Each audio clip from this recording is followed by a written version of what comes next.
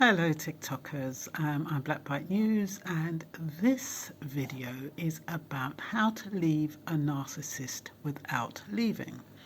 Now you might ask yourself, how the hell can I do that? Well, there are a lot of people who are in relationships with narcissists and they're not in a position to leave physically. And so how else can you leave? If you haven't got the option to find somewhere else to live, to move out, to live in separate rooms, because the narcissist is not going to allow you to do that. A narcissist who is fixated on you is going to literally hound you and what they call it, when they follow you around, stalk you. That's what they will do. So if you're living with a narcissist and you need to leave, and you can't leave physically, you need to leave emotionally. Now, how do you do that? Well, we all know that narcissists thrive on emotion, not their emotion, but emotion from you. They study you, they know your triggers, they know how to upset you, they know how to make you happy, they know how to pull your strings, they have you like a little puppet. And you've allowed them to do that, not deliberately, but just by being who you are and being totally unaware of the strategy of the narcissist. So, in order to leave them without physically going anywhere, it's about withdrawing your emotions by not being,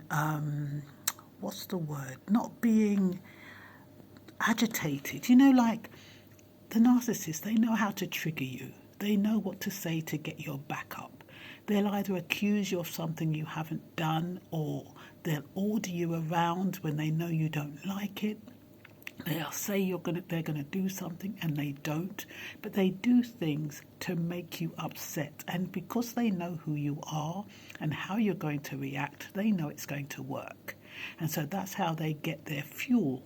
That's what they call it, fuel. That's what builds them up, because what you're doing, by responding to them, you're validating that they exist. That's what they need. They need validation that they exist. And they do that through you, because of your responses, because of your glares or your reactions. They get high on that. So you need to withdraw that. You need to exercise emotional intelligence. Now, this will take a lot of practice. It's not easy. It's about being in the room and being with them without being fazed by them. Have you ever heard of that phrase, "You're dead to me"? When somebody breaks your heart, when somebody hurts you, you can be around them, but you feel nothing. They are totally dead to you. You just feel cold. You can operate in an instrumental manner. You can be quite cordial even. And you can just do what you need to do. But there's nothing there. There's no feeling. You don't feel anything. That is the point you will need to reach in order to be, for that narcissist to be dead to you, and for you to leave the narcissist psychologically. Eventually, if he or she is not being fed, they'll go themselves. They might kick up a bit of a stink, but it's important that you maintain your cool, that you're calm, that you're cordial, that you are you do the things you would normally do. You're not being obstructive, you're not being destructive, you're not being antagonistic. You are being your normal self, but the only thing what you are withdrawing is your emotion for them. You are not validating them. When they're kicking off, you can let them kick off. If they insist that you respond, you can respond with one syllable. Yes, no, okay, I don't know. But you don't engage. By not engaging, that narcissist will not be able to be his or her true self, They are going to become confused. They're going to self-destruct because they need you to validate them. They need you to feel important. Because without you, they're nothing. They have no power. When you stand up to a narcissist, you will see that they lack power and that the only power they have is the control over you. Now, and the only way they control you is through your emotions. If you're able to rein your emotions and control your emotions, that narcissist has nothing over you. And they're going to have to wither away and die. I don't mean that literally. But anyway, let me just consult my notes. I put here, the narcissist has been studying you since he met you. He knows all your quirks, your moods. The strategy goal is to remove a narcissist from your life. But you can remove them from your presence, not necessarily physically. Yeah, you can move them from your presence. So you can see them there and it's like, you don't exist. It means you have switched off. Someone has broken your heart, like I said before. I'm not going to repeat that. Withdraw your energy so they can no longer feel you. That will confuse them because narcissists thrive off of your energy. That's where they get their fuel. They know how you're going to respond and they know how that's going to make them feel. They're going to feel as though they've conquered again. Narcissists rely on your predictability. So can you imagine if they're used to winding you up and then all of a sudden you don't get wound up? They're going to get confused. They're going to think, hey, what's going on here? By me doing this, this is supposed to wind her up. I'm not cooking today. I'm not going to wash up. I'm going to leave the place in a mess. You know, and normally you'll come home and you'll rant and you'll rave. Supposing you don't. Supposing you just come home, the place is in a mess. It might not be something that you like to do, but you just tidy it up. If they haven't cooked, you cook for yourself. If they haven't washed, okay. You don't have to wash their clothes. They can wash their own. But you're not fazed by it. You don't get angry. You don't attack.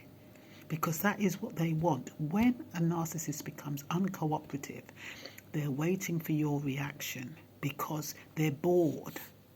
They need to stir the pot a little bit. They need activity. They need to know that they exist. When everything is going smooth, they don't feel as though they exist. So they have to shake the pot a little bit.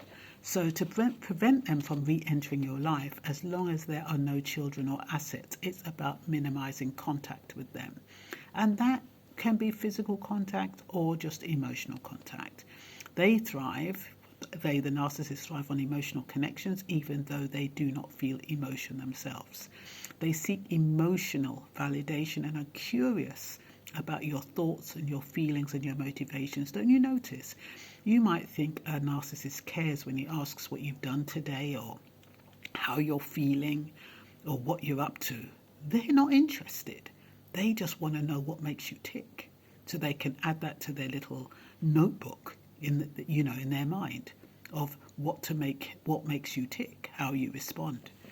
So it's not because they care, it's because they want to know you and have an edge over you and predict your moves. They've been observing your body language, your moods and expressions since they met you.